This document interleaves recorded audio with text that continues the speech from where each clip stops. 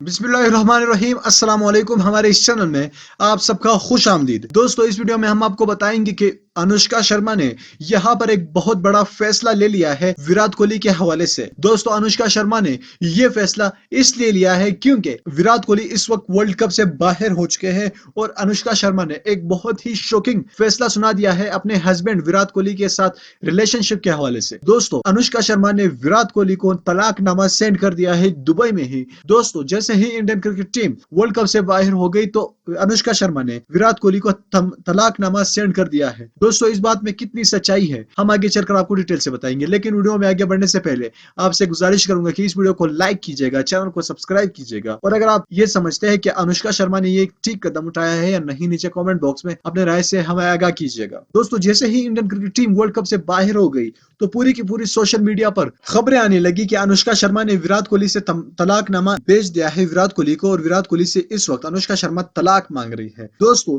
ये खबरें social media पर वायरल हो चुकी है और एक तलाकनामे की तस्वीर भी सोशल मीडिया पर सर्कुलेट कर रही है। अब इस बात की कंफर्मेशन आपको थोड़ी देर बाद मिल ही जाएगी क्योंकि इस बात में 80% सच्चाई है, क्योंकि अनुष्का शर्मा ने कल रात ही विराट कोहली को यह तलाकनामा सेंड कर दिया था जिसमें क्लियर अनुष्का शर्मा के सिग्नेचर्स हैं। दोस्तों, इस वीडियो को लाइक कीजिएगा, चैनल को मजीद वीडियोस देखने के लिए जरूर सब्सक्राइब कीजिए।